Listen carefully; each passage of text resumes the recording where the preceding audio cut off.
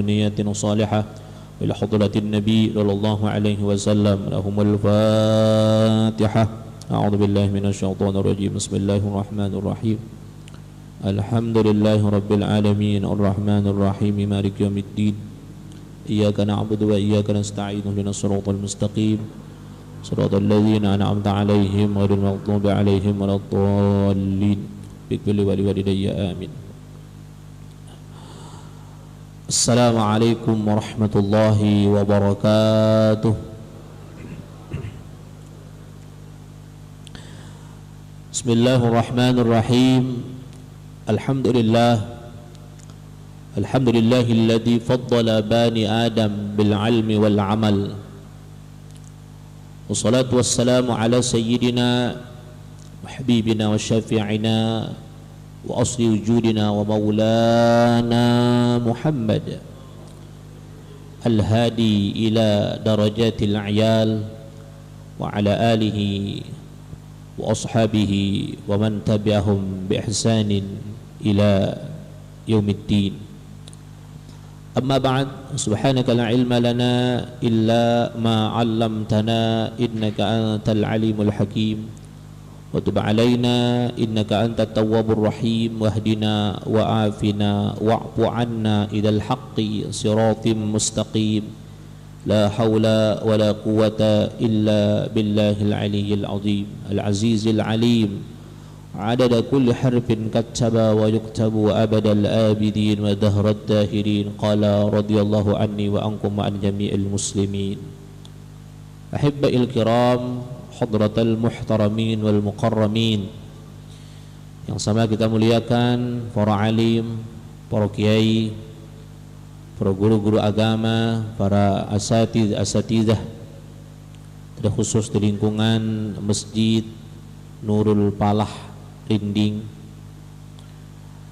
yang juga saya hormati, yang saya banggakan segenap para pengurus Masjid Nurul Palah, ketua ta'mir dan yang lainnya, seksi ibadah, para imam rawatib di masjid ini, Saudara Muhammad Irfan selaku pemotivator majelis-majelis ta'lim di wilayah Rinding, Teluk Bayur dan yang lainnya, hadirin wal hadirat, jamaah salat maghrib sekaligus jamaah kajian rutin pembacaan kitab Kifayatul Muhtaj, pembahasan tentang fikih keseharian yang insyaallah sama-sama dirahmati dan dimuliakan oleh Allah Subhanahu wa ta'ala.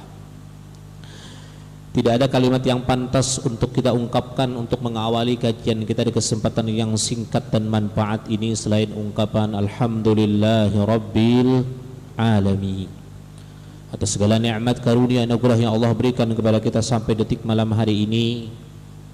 Nikmat panjang umur disertai dengan sehat wal afiat, kesempatan sehingganya kembali kita bisa melangkahkan kaki kita menuju tempat yang mulia dan barokah ini, baitun min buyutillah, rumah daripada sekian banyak rumah-rumah Allah, yakni Masjid Nurul Palah, untuk bersama-sama kita menunaikan salah satu hak kita sebagai hamba, yakni melaksanakan atau menunaikan salat fardu maghrib secara berjamaah, dengan harapan semoga amal ibadah yang sudah dan yang akan kita laksanakan, baik ibadah yang sifatnya wajib ataupun ibadah yang sifatnya sunnah, diterima oleh Allah Subhanahu wa ta'ala.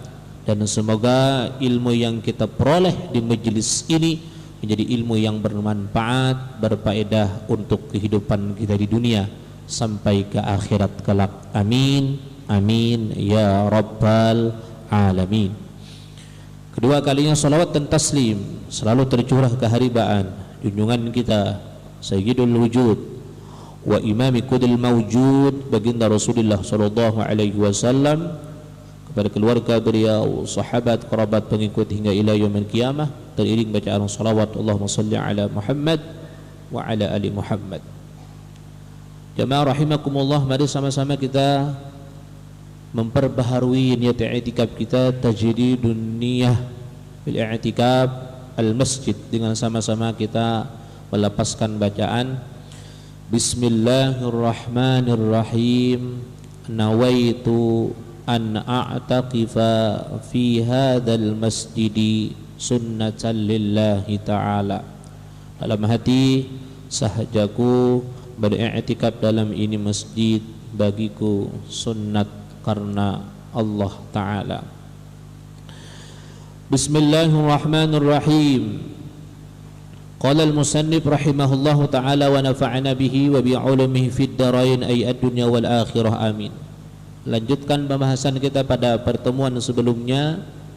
Malam hari ini ada 2 pembahasan yang akan kita sampaikan. Semoga waktu sempat untuk kita membahas 2 bab tersebut, yakni tentang macam-macam hadas dan keutamaan bersiwak.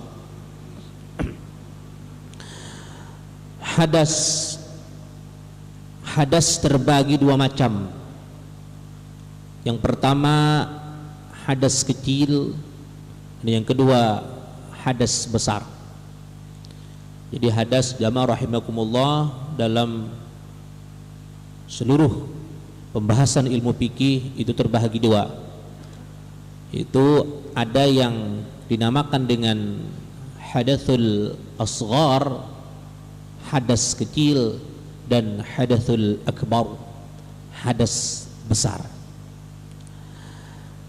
Hadas kecil ialah orang yang tidak berwudu, ya.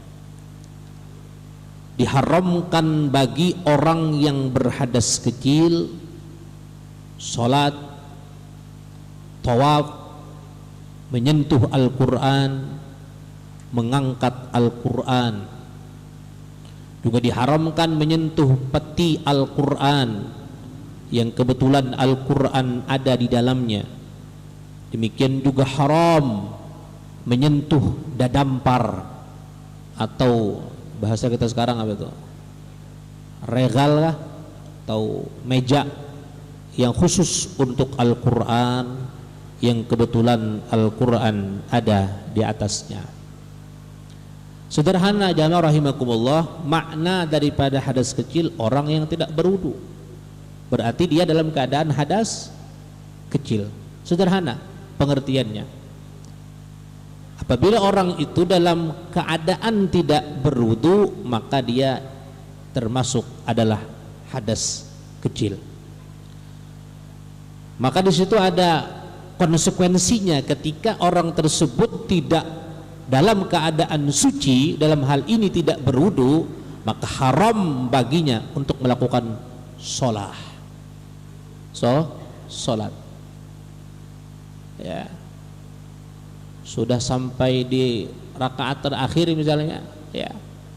Pas di at-tahiyat dari awal sudah sakit parut situ misalnya, kebanyakan makan cabai misalnya kan, dari tadi menahan sudah, pas di tahiyat akhir kedatangan lagi, ya belum selesai lagi innaka hamidum majid tak keluar, put, ya.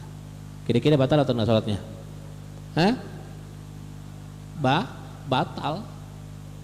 Batal sholatnya. Jangan dilanjutkan, berhenti di situ, batal saja, jangan dilanjutkan sudah. Apalagi kawan dihiga mendengar sudah. Di samping mendengar bunyi kantutnya, ya jangan diteruskan, berhenti di situ, ya. Haram dia melaksanakan atau melanjutkan daripada ibadah sholatnya karena dia dalam keadaan hadas kecil. Sederhana juga ketika kita ingin menyucikan diri kita dari hadas kecil, laksanakanlah atau lakukanlah yang namanya wudu. Nah, ini ya. Diharamkan bagi orang yang berhadas kecil yang pertama tadi sholat, nggak boleh. Aku mau sholat tapi belum wudu, nggak boleh. Ya. Karena salah satu syarat daripada pelaksanaan ibadah suci daripada hadas besar dan hadas kecil. Nah, ini. Kemudian haram juga baginya untuk melaksanakan tawaf, mengitari atau mengelilingi Ka'bah, nggak boleh, ya, haram. Termasuk juga menyentuh Al-Quran, nggak boleh, ya. La yamassuhu illal mutahharun. Jelas sekali Allah sudah mewanti-wanti, jangan engkau sentuh, jangan engkau pegang. La yamassuhu, hu-nya kembali kepada Al-Quran, kitab suci Al-Quranul Karim, illal mutahharun, kecuali kamu dalam keadaan suci. Berbeda dengan gadget kita atau handphone yang di dalamnya ada aplikasi Al-Quran. Itu bukan murni, di situ adalah kitab suci Al-Quran, itu aplikasi saja. Yang dibahas adalah Al-Quran sebijiannya. Nah, ini ya. Kemudian haram juga alias tidak boleh juga bagi orang yang dalam keadaan hadas kecil, jamaah rahimakumullah, mengangkat Al-Quran. Sama, memegang, menyentuh Al-Quran nggak boleh, mengangkatnya nggak boleh, ya, ya, mengangkatnya nggak boleh. Juga diharamkan menyentuh peti Al-Quran yang kebetulan di dalamnya ada Al-Quran. Biasanya ada tuh, ya, tempat khusus buat nyimpan Al-Quran, peti, ya, ada biasanya tuh. Maka apabila dalam peti itu ada Al-Quran, haram juga bagi orang yang dalam keadaan hadas kecil untuk mengangkat peti Al-Quran tersebut, ya. Tapi nggak usah pakai peti-petian lah, ya, pasti, ya, bisa nggak kebaca kalau dalam peti itu. Di luar peti saja jarang kebaca Al-Quran, pada dalam peti. Nah ini, ya, ya, Al-Quran kadang jadi jadi apa namanya, jadi pajangan saja, ya. Padahal Rasulullah Shallallahu Alaihi Wasallam pernah menjelaskan dalam sebuah hadis, nawwiru buyutakum bitilawatil Quran, ya kan, cahaya apa, sinarilah rumah-rumah kalian dengan tilawah Al-Quran.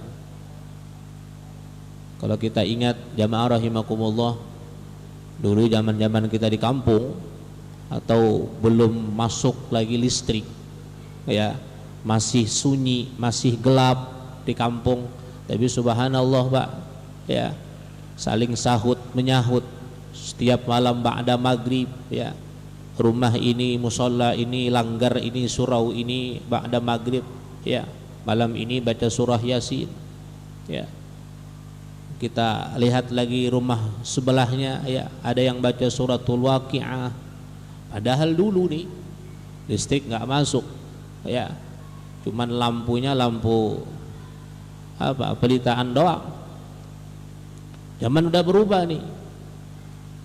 Mestinya ketika, ya, zaman sudah secanggih ini, tinggal bahkan, ya, saking canggihnya terkadang saya bisa pernah masuk ke rumah mewah itu, lampu itu nggak lagi kita ada remote-nya, kadang hidupinnya bisa nyala, tapi apa yang terdengar dari rumahnya bukan lagi lantunan ayat suci Al-Quranul Karim, tapi apa, ya, macam-macam, ya.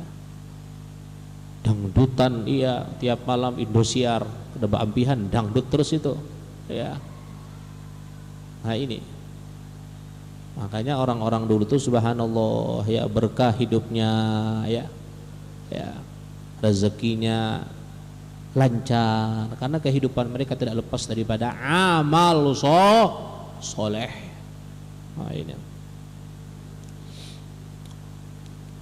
mudah-mudahan Allah Subhanahu wa ta'ala jadikan kita daripada orang-orang yang senantiasa bisa mengisi sisa hidup ini dengan amal kebaikan. Amin ya rabbal alamin, ya.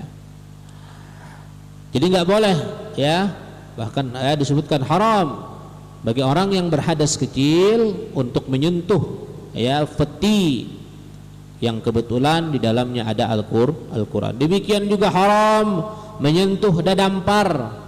Biasanya tuh kalau, ya, anak-anak TPA ngaji biasanya ada tempat, ya, ya minimal tempat itu tinggi daripada kaki lah. Ini sebenarnya adab saja Pak, enggak masuk dalam ranah kemusyrikan kok, enggak ya. Musyrik, syirik itu di sini Pak, di keyakinan. Kalau kita menghormati Quran itu dengan kita taruh di atas meja adalah bentuk daripada kemusyrikan, kenapa Allah menyuruh untuk melaksanakan tahiyatul masjid? Ya enggak? Tahiyatul masjid di situ adalah penghormatan kepada masjid. Kenapa ada tawaf di Baitullah? Ya kan? Seandainya saja itu adalah merupakan kemusyrikan, tidak mungkin ada dalam ranah. Tidak ada tahiyatul masjid. Maka saya katakan bahwa ya kemusyrikan itu adalah di keyakinan kita.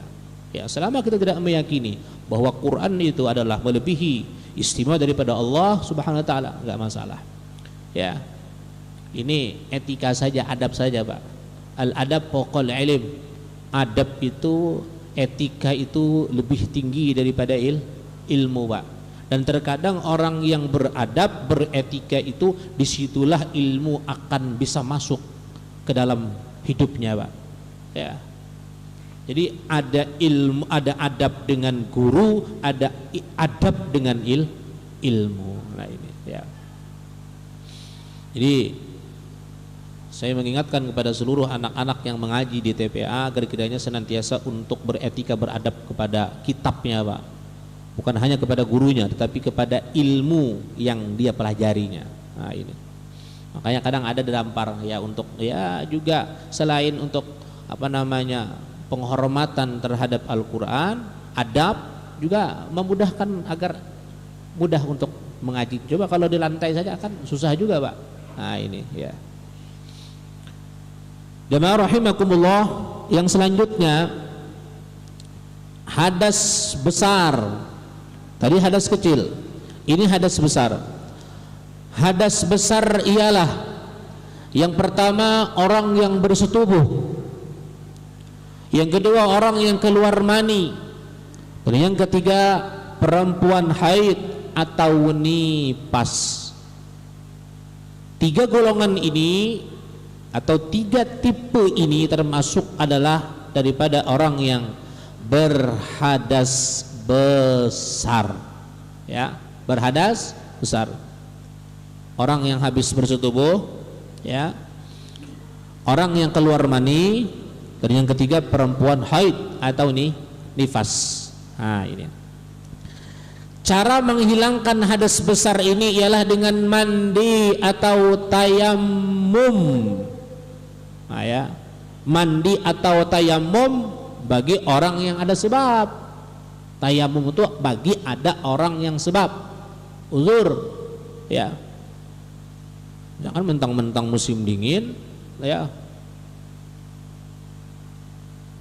Kedinginan mandi wajib, maka bertayamum nggak boleh, ya. Jangan, ya. Ada nanti dijelaskan itu apa saja yang boleh, ya, bertayamum bagi hadas besar tadi. Jadi cara menghilangkan ada perbedaan, Pak, ya. Cara menghilangkan hadas kecil dan hadas besar. Kalau hadas kecil tadi cukup dengan mengambil air wudu, suci sudah, biar suci sudah, ya. Dan bagus sekali untuk orang yang mendawamkan daripada wudu tersebut, ya. Jadi salah satu cara ampuh untuk menolak kemaksiatan, maka seseorang itu selalu berada dalam keadaan suci, minimal orang itu wudu. Nah ini, dan ini amalannya para ulama, Pak. Mereka nggak pernah lepas daripada wudu, Pak. Batal wudu lagi, batal wudu lagi, mudawamatul wudu namanya. Bahkan saya pernah baca, ya, Jenderal Sudirman itu salah satu senjata pamungkas beliau sehingganya beliau sukses, ya, berperang gerilya. Beliau tidak pernah lepas daripada wudu. Itu jimat beliau, ya. Itu tokoh Muhammadiyah luar biasa, ya, ulama sekaligus pejuang, kemerdekaan, ya, Jenderal Besar Sudirman, ya. Itu dalam sebuah buku dijelaskan beliau tidak pernah lepas daripada wudu, dan ini ternyata yang membuat beliau selalu menang dalam taktik perang gerilya beliau, ya. Ini wudu. Sebelum berangkat kantor wudu dulu, ya. Kalian misalnya sunnah wudu atau sunnah duha langsung berangkat kantor, ya. Nah, ini terjaga daripada gangguan, ya, atau bujuk rayuan syaitan. Karena dalam riwayat dijelaskan iblis syaitan itu enggak berani, ya, mendekat kepada orang yang dalam keadaan suci. Nah, ini. Makanya kata para ulama, Pak, sehabis kita bersetubuh itu, seandainya kalau malam itu kita malas mandi atau supan dengan mintuha misalnya, kan jelaslah kita kan kalau malam-malam mandi ini, apalagi pengantin baru, wah jadi mintuha ini, iya, ya, maka paling minimal cuci kemaluan kita, kemudian langsung wudu, tidur lagi nggak masalah, ya. Itu minimal. Khawatirnya, Pak, jamaah rahimakumullah, Allah cabut ruh kita ketika malam itu. Maka hadis menyatakan an-naum akhul maut, tidur itu saudaranya mati, ya. Tidur itu akhul maut, saudaranya mati. Sering sekali kita mendapati, ya, kasus, ya, bahwa ketika tidur, ya, sekaligus saja sudah dibangun nih, udah bangun lagi sih Den, mati sekalinya. Nah, ini maka sayang sekali, bahkan ya menyedihkan sekali ketika seseorang itu wafat dalam keadaan kotor, dalam keadaan najis. Maka kata para ulama, ya, untuk mengantisipasi hal tersebut, paling minimal seusai bersetubuh dengan pasangan, maka minimal kita dianjurkan untuk berwudu. Nah, ini, ya. Hadas besar ialah orang yang bersetubuh, satu. Kedua, orang yang keluar mani. Ketiga, perempuan haid atau nifas. Cara menghilangkan hadas besar ini ialah dengan mandi atau tayamum. Bagi orang yang ada sebab, diharamkan bagi orang yang berhadas besar, sama salat nggak boleh. Yang kedua, nggak boleh, haram tawaf. Yang ketiga, menyentuh Al-Quran. Keempat, mengangkat Al-Quran. Yang kelima, membaca Al-Quran untuk mendaras, ya, membaca Al-Quran untuk mendaras. Itu mendaras itu, ya, melancarkan, ya, maksudnya gitu, ya, melancarkan. Nah, ini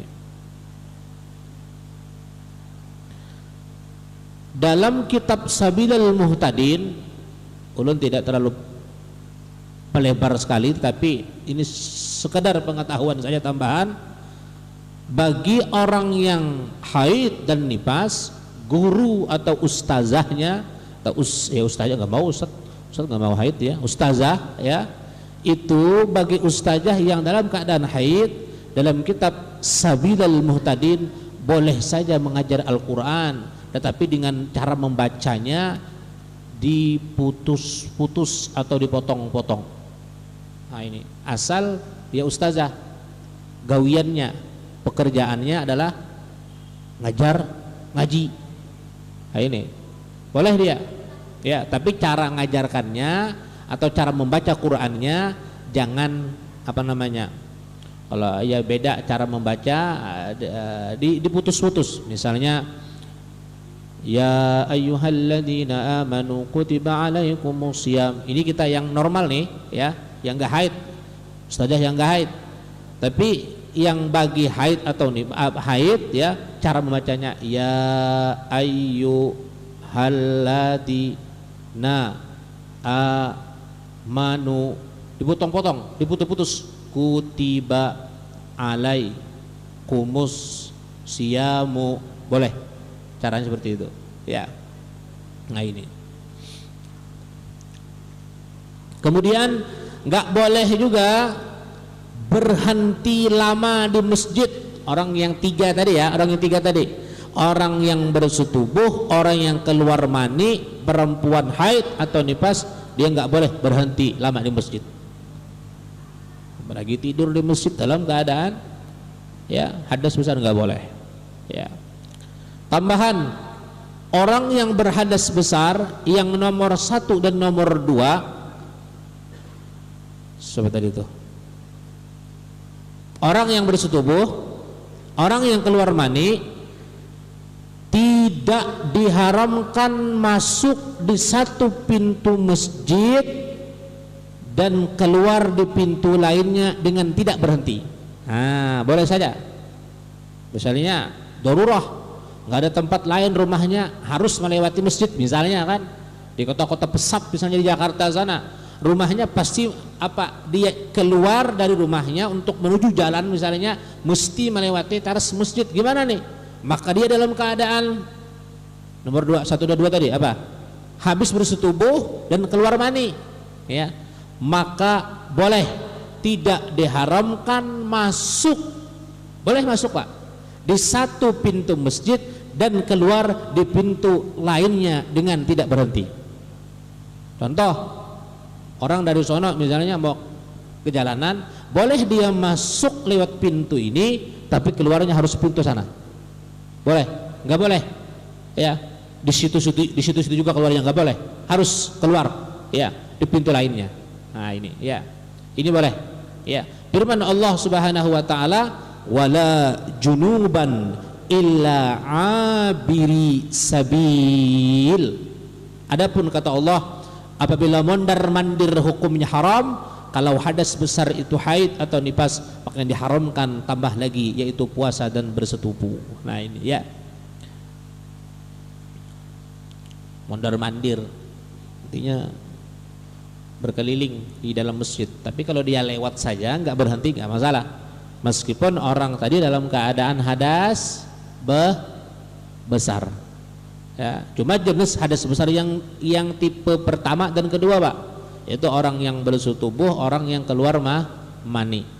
Akan tetapi yang ketiga pun perempuan haid ya, ada sebahagian khilafiyah ulama, ikhtilaf ulama ya, kalau dia meyakini tidak berceceran darahnya dan dia sebagai guru mengaji tidak masalah. Nah ini. Tapi untuk mencari amannya silahkan di teras saja Pak. Ya, silahkan di teras masjid ya ini. Nggak masalah. Dulu kan mohon maaf ya belum ada pembalut dan sebagainya. Kalau sekarang kan sudah macam-macam, tinggal pian milih merek apa saja. Bahkan sering iklan di TV itu ya. Nah itu kan salah satu ikhtiar juga untuk tidak ya menjadikan darah haid perempuan itu menetes di di masjid. Dikhawatirkan kalau menetes adalah kotor. Nah itu saja. Jadi orang yang berhadas besar yang nomor 1 dan 2 tidak diharamkan masuk di satu pintu masjid dan keluar di pintu lainnya dengan tidak berhenti, lewat saja boleh. Firman Allah Subhanahu wa taala, wala junuban illa abiri sabil. Adapun apabila mondar-mandir hukumnya haram. Kalau hadas besar itu haid atau nifas, maka yang diharamkan tambah lagi yaitu puasa dan bersetubuh ya. Jadi kalau hadas besarnya jenis haid atau nifas, maka tambah diharamkan lagi, yaitu apa? Nggak boleh dia berpuasa ya. Ibu-ibu misalnya mohon maaf sedikit lagi misalnya kumandang azan maghrib ya, pas keluar ya darah haidnya, tanggung lanjutin aja sampai beduk maghrib, nggak makan, nggak boleh, haram, mesti diwajibkan dia berpuasa itu ya, nggak boleh. Tanggung sedikitnya lagi jadi seharian sudah aku menahan lapar, menahan haus, soalnya pas injury time gol juga kira-kira ya, keluar darah haid batal, harus bebatal biar wajib membatalkan puasanya. Minum sudah, nggak boleh ada istilah tanggung nanggung nanti sampai, nggak boleh. Ya, nggak boleh. Harus ya dia wajib membatalkan puasanya. Juga nggak boleh haram dalam keadaan bersetubuh, nggak boleh. Ya, nggak boleh Pak ya. Ini aturan, ya aturan dari agama, nggak boleh. Bahkan dalam penelitian medis Pak, kalau orang yang melakukan persetubuhan dengan pasangan halalnya dalam keadaan haid tadi, maka ada kemungkinan anaknya ada kelainan genetik Pak. Nah ini itu dikhawatirkan karena di situ ada percampuran air mani dengan darah kotor. Jangan ya. Perhatian, perempuan haid atau nifas tidak boleh sholat di masa haid itu atau masa nifas dan tidak wajib mengqadha, bahkan haram. Nah ini zamannya perempuan Pak ya. Ingat nih perempuan nih. Perempuan yang haid atau nifas tidak boleh sholat di masa haid itu atau masa nifas dan tidak wajib mengqadhanya.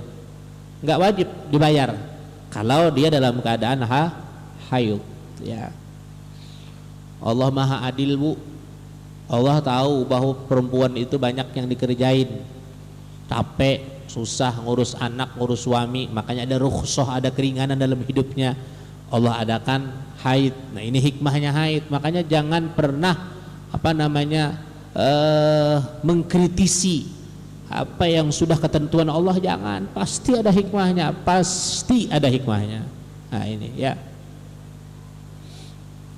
Kalau tidak khilaf, kalau terbaca itu hanya ada satu, siapa ya perempuan yang bahkan gak pernah haid ya, Fatimah binta Sayyidina Rasul Sallallahu Alaihi Wasallam. Satu-satunya sosok perempuan yang Allah kehendaki tidak pernah haid adalah putri tercinta baginda Rasulullah, Sayyidah Fatimah radhiyallahu anha. Kenapa? Karena Allah tahu bahwa Fatimah itu selalu dalam keadaan ibadah kepadanya. Makanya Allah nggak mau Fatimah dalam keadaan tidak beribadah. Makanya Allah takdirkan Fatimah nggak pernah haid. Nah ini luar biasa ya. Perempuan haid atau nifas tidak boleh sholat di masa haid itu atau masa nifas dan tidak wajib mengqadhanya atau membayarkannya. Bahkan kalau mengqadhanya haram, nggak boleh. Perempuan yang haid atau nifas tidak boleh puasa di masa haid atau nifasnya dan wajib mengqadhanya. Nah kalau dalam urusan puasa maka dia wajib untuk mengqadhanya atau membayarnya ya. Jamaah rahimakumullah, demikian pembahasan tentang pembahagian hadas besar, pembahagian hadas dan konsekuensi yang ada pada orang yang berhadas tersebut ya. Jadi hadas itu terbahagi dua, ada hadas kecil, kemudian ada hadas besar. Al-Fakir kira mungkin masalah hadas ini cukup mudah untuk difahami ya. Kemudian kita akan lanjut kepada pembahasan yang selanjutnya, memakan waktu yang masih tersisa, yakni bab khisalul fitrah, itu perbuatan membersihkan badan ya ini ya. Bismillahirrahmanirrahim. Bab khisalul fitrah, 12 menit. Perbuatan-perbuatan membersihkan badan. Fasal pertama yaitu bersiwak. Ta'rif atau definisi siwak pada lughah adalah menggosok ya. Jadi pengertian siwak pada bahasa atau lughat adalah menggosok. Pengertian atau ta'rif siwak pada syariah adalah menggosok gigi dan bagian sekitarnya dengan sesuatu yang kasar ya. Itu definisi siwak dalam pandangan syariat. Dalam istilah menggosok gigi dan bagian sekitarnya dengan sesuatu yang kasar. Ya. Keutamaan bersiwak dalam sebuah hadis yang diriwayatkan dari Rasulullah sallallahu alaihi wasallam bahwa beliau bersabda, "Laula an asyqa ala ummati la amartuhum biswak inda kulli shalah." Rawahul Bukhari. Seandainya, kata baginda Rasulullah, aku tidak membebani atau memberatkan umatku, niscaya akan aku perintahkan mereka untuk bersiwak setiap hendak melakukan sholat. Dalam riwayat lain, ketika hendak melakukan wudu. Nah ini. Jadi baginda Rasul pernah mengatakan, seandainya saja siwak itu tidak memberatkan, tidak membebani umatku, saya akan aku perintahkan setiap hendak sholat, aku perintahkan untuk bersiwak. Saking istimewanya, saking penuh dengan keutamaan daripada siwak tersebut. Ya. Nah, termasuk yang Al-Fakir pegang adalah termasuk daripada siwak. Ya. Ini yang lebih familiar sekali, kayu siwak namanya. Ya. Arak, ya, kayu arak. Bahkan dulu kami waktu di pondok itu, kalau tidak, dulu kan jarang sekali ada dijual kayu siwak ini, kecuali orang datang haji atau datang umroh. Terkadang mestinya orang datang haji umroh itu dicari adalah ya salah satunya ini, ya supaya untuk bisa mencontoh apa yang dulu pernah baginda Rasulullah Shallallahu Alaihi Wasallam pernah lakukan. Dulu ya, sebelum ya artinya siwak ini lebih mudah kita dapatkan, ya dulu kami para santri itu biasanya menggosok gigi itu atau menggunakan siwak sebelum sholat itu dengan ujung ini lengan baju.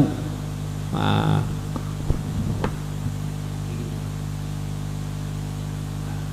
sebagaimana pengertian siwak tadi, bahwa secara syariah menggosok gigi dan bagian sekitarnya dengan sesuatu yang kasar, ya, sesuatu yang kasar. Nah ini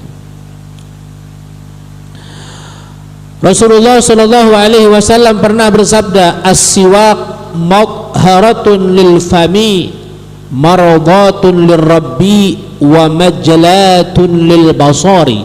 Rawahul Bukhari. Kata baginda Rasul, bersiwak bisa membersihkan mulut, membuat Allah Subhanahu wa taala ridha, dan mempertajam penglihatan. Nah ini manfaat daripada siwak, Pak. Sebagaimana baginda Rasul sallallahu alaihi wasallam pernah menyatakan tadi, bersiwak bisa membersihkan mulut, ya. Kemudian membuat Allah taala ridha. Nah, jadi salah satu cara untuk mengundang ridhonya Allah, siwak, Pak. Mudah. Ini cara mudah, ya, perhatikan nih. Cara mudah untuk menarik simpatiknya Tuhan Allah dengan mengamalkan siwak. Sebagaimana Rasulullah mengatakan, as-siwaku madharatun lil fam, maradatun lir rabbi. Ya. Bersiwak bisa membersihkan mulut, membuat Allah taala ridha. Nah, ini tentunya itu yang kita harapkan, Pak. Gak ada seseorang hamba Allah yang menginginkan murkanya Allah, maka salah satu cara mudah, cara cepat, ya, untuk mendatangkan ridhonya Allah kepada kita adalah dengan mengamalkan yang namanya siwak. Makanya lihat para ulama, ya, gak pernah, Pak, lepas daripada siwak. Ya, selalu ada. Marhabaib pada guru-guru kita, jangan rokok yang ada sih, rokok aja, rokok jangan, ya. Siwak mah ketinggalan, rokok ada di sini. Ya, jangan. Dan mempertajam penglihatan. Jadi mungkin ya ada di antara kita yang sudah mungkin penglihatannya agak-agak sedikit buram, ayo amalkan untuk bersiwak. Insyaallah sebagaimana janji baginda Rasulullah dengan sebuah hadis beliau, wa majlatun lil basari, Siwak juga akan mempertajam penglihatan. Lagi baginda Rasulullah sallallahu alaihi wasallam bersabda, raq'atani bisiwak khairun min 70 salatan bighairi siwak. Rawahu Abu Naim. Salat 2 rakaat dengan bersiwak lebih baik daripada 70 rakaat dengan tanpa siwak. Subhanallah.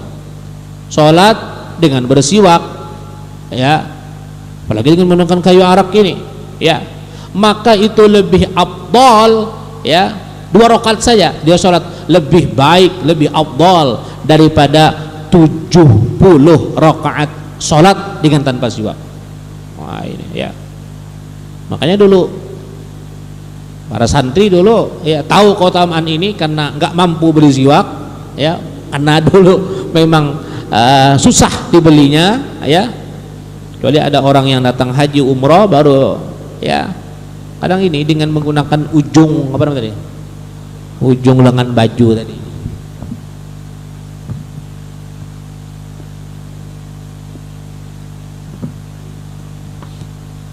Memang bagi orang yang nggak biasa ya aneh, ya. Jangankan dengan ini, dengan kayu siwak saya orang kadang aneh kalau nggak biasa, kalau nggak terbiasa. Tapi kalau sudah biasa, insya Allah khair, ya. Kemudian baginda Rasulullah sallallahu alaihi wasallam juga bersabda, fadlus shalah bisiwak ala shalah bighairi siwak 70 dhifan. Rawahu Ahmad. Ini dalam redaksi yang lain. Kalau redaksi yang pertama tadi, raq'atani bisiwak khairun min 70 salatan bighairi siwak. Salat 2 rakaat dengan bersiwak lebih baik daripada 70 rakaat dengan tanpa siwak. Kalau redaksi yang ini, keutamaan sholat dengan bersiwak itu 70 kali lipat dibanding sholat tanpa siwak. Kurang lebih saja maknanya. Artinya apa? Orang yang sholat dalam keadaan bersikat gigi sebelumnya atau dia dengan menggunakan kayu arak, maka lebih afdal, lebih baik daripada orang yang sholat tidak bersiwak. Bahkan perbandingannya sampai 70 sholatan, 70 rakaat sholat. Oh, ini ya subhanallah, luar biasa, ya. Mudah Pak kita ini, ya. Rasulullah sudah ya mengabarkan kepada kita tentang keistimewaan ini, tinggal kita mau nggak lagi mengambil bonus kesempatan itu loh, ya. Subhanallah. Sama dengan pelaksanaan sholat berjamaah nih Pak, subhanallah, ya, sudah Allah sediakan pahala yang luar biasa dengan perbandingan 27 bisa wa ishrina darajah. Nanti akan kita bahas beberapa pembahasan tentang sholat berjamaah, tapi sedikit bocoran saja Pak, dijelaskan apa makna darajah. Ini kan sudah jelas di depan mata ilmu tersebut, tinggal kita mau nggak lagi, ya. Keutamaan itu yang kita cari Pak, bonus pahala dari Allah yang Allah sediakan melalui lisan kekasihnya baginda Rasulullah, ya. 27 derajat. Kita sering mendengar hadis ini, ya. Salat berjamaah lebih baik daripada salat sendirian dengan perbandingan 27 derajat. Nah, apa makna darajah Pak? Makna darajah itu apa? Ternyata dijelaskan dalam sebuah kitab bahwa darajah ai bimakna solah, sama, bahwa makna darajat dalam hadis yang sering kita dengar itu adalah dengan makna solat. Berarti apa pemahamannya? Barusan kita tadi melaksanakan sholat maghrib berjamaah, nanti akan kita songsong sholat isya secara berjamaah, maka sama saja kita telah menunaikan 27 kali sholat dibandingkan orang yang sholat sendirian di rumah sana Pak. Bayangkan, ya, sama kita telah usai melaksanakan 27 kali sholat ketika kita sholat berjamaah. Bahkan lebih terperinci lagi dijelaskan oleh para ulama bahwasanya bukan hanya sekedar makna darajah itu adalah sholat, tetapi maknanya adalah rukun-rukun di dalam sholatnya. Ada berapa rukun dalam sholat? 13. Ruku, sujud, takbiratul ihram, isya, ya. maka subhanallah ruku yang kita lakukan ketika sembahyang berjamaah maka sama dengan kita telah melaksanakan 27 kali ruku, 27 sujud, 27 takbiratul ihram. Nah, ini keutamaan daripada salat ma'al jamaah, termasuk keistimewaan daripada siwak ya. Faidah bersiwak sangat banyak. Sebagian ulama ada yang menghitung jumlahnya hingga mencapai 70 faedah. Nah, jadi keutamaan siwak ini sangat-sangat banyak. Sebagian ulama ada yang menghitung jumlahnya hingga mencapai 70 faedah. Di antaranya adalah bisa menambah kefasihan, kecerdasan dan hafalan, bisa mempertajam penglihatan, memudahkan lepasnya ruh dari jasad kita, menggentarkan musuh, melipat gandakan pahala, memperlambat tumbuhnya uban, membersihkan bau mulut, menghilangkan kotoran dan kuning-kuning pada gigi. Apalagi sering beludah dalam kloset atau dalam WC, itu dalam kitab dijelaskan bisa membuat gigi kita kuning. Beludah terus di WC nggak boleh ya, dihindari. Itu efeknya bisa membuat gigi kita kuning. Itu sudah muha kada bagus, gigi kuning ulang tambah hai lagi ya. Coba diperbaiki. Sudah muha hitam, sudah muha nggak jelek, pekerjaan yang jelek dilaksanakan, aja beludah, maka giginya kuning gitu, plus dengan bau-baunya sekalian. Nah ini ya, hindari ya. Memperkuat gusi, memperbaiki pertumbuhan, menjadikan Allah ridho, memutihkan gigi, mendapatkan kekayaan dan kemudahan. Nah, ada perlu pian mengaji ilmu tuyul ya, tinggal mengamalkan siwak aja kaya insyaallah pian. Kalau ada percaya tanya Irfan nanti ya. Ya, mendapatkan kekayaan dan kemudahan, menghilangkan pusing dan sakit otot kepala. Nah ini amalkan. Apalagi menyehatkan dan memperkuat pencernaan, membersihkan hati, dan faedah yang paling besar adalah mengingatkan kalimah syahadat di waktu sakratil maut. Kita ambil itu saja, nggak perlu yang lain. Bahwa orang mengamalkan siwak dengan kayu arak atau dengan yang lain ya, karena tadi makna siwak dengan syariat adalah menggosok gigi dan bagian sekitarnya dengan sesuatu yang kasar, maka poinnya adalah mengingatkan kita dengan kalimat syahadat ketika kita sakratil maut. Bukan yang lain kita ingat, tapi kalimat syahadat ini yang penting Pak. Itu modal yang paling besar ketika kita ingin meninggalkan dunia yang fana ini. Allah, apalagi bisa asyhadu an la ilaha illallah wa asyhadu anna Muhammadur Rasulullah. Bukan sah, bukan. Ternyata sah senang main main kartu sekalinya. Nah ini jadi makanya ya jangan. Jadi kalimat itulah yang kelak akan kita harapkan ketika kita berada dalam sakratil maut. Jamaah rahimakumullah, al-fakir kita ini yang bisa kita sampaikan. Insyaallah akan kita sambung pada pertemuan selanjutnya ya, mengenai tentang hukum-hukum bersiwak.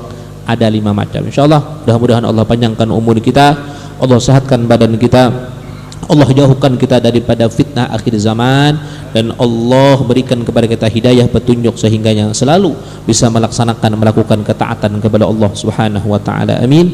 Amin ya rabbal alamin. Demikian sama-sama kita menutup dengan membaca doa kafaratul majlis. Bismillahirrahmanirrahim. Subhanakallahumma bihamdika asyhadu an la ilaha illa anta astaghfiruka wa atubu ilaik. Allahumma faqihna fid din wa 'allimna at-ta'wil bi rahmatika ya arhamar rahimin. Da'uhum biha subhanakallahumma wa tahiyyatuhum biha salam wa akhiru da'wana wa da'wahum anil hamdulillahi rabbil alamin. Taqabbalallahu minkum minna wa minkum taqabbal.